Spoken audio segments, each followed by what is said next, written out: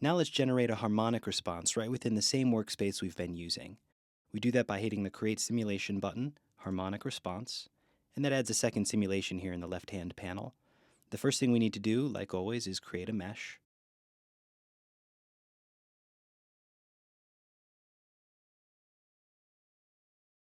And then we can assign a material.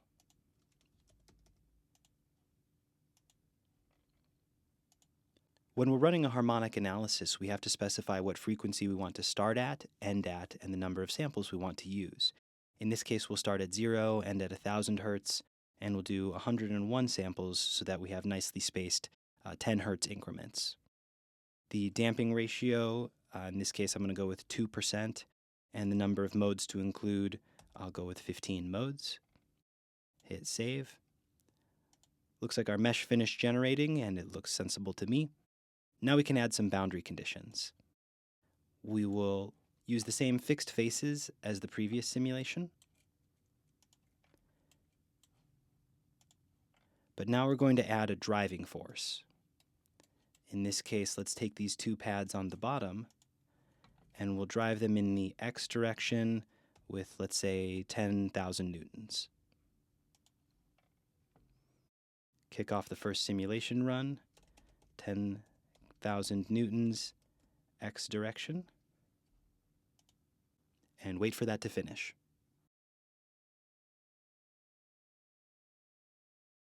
Okay, the simulation finished, so let's take a look at what we've got.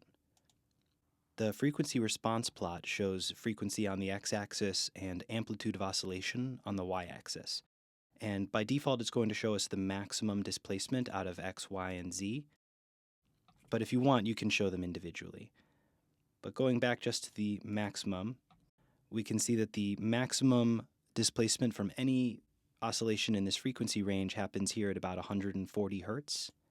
So if we click on that spot, we can animate what that oscillation is going to look like. And again, we can bump up the gain if we need, so we can see it more clearly. Now 140 Hertz, that's just an even number because we're going in 10 Hertz increments throughout this range. So we can go back and cross-reference against the modal analysis that we've already completed, look back at the simulation runs that we've done there, and we can see that this 140 Hertz oscillation probably lines up with this mode that's at 137.84 Hertz. And let's go ahead and check that.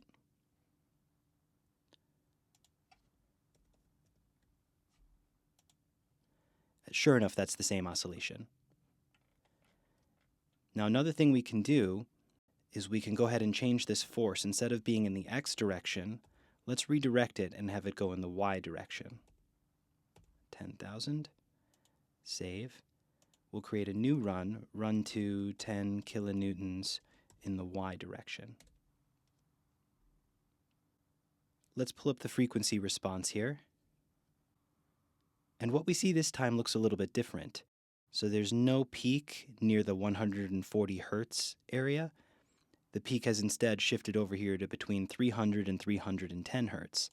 And if we click on that and hit animate, we can see that this oscillation is indeed happening in the y direction. And we can cross-reference that with the modes that we've identified earlier, and that's probably this frequency right here at 305.56 Hertz. Being able to cross-reference your mode shapes like this can be very helpful, and that's why we recommend running your harmonic response simulations in the same workspace as your modal analysis, but that's by no means a requirement.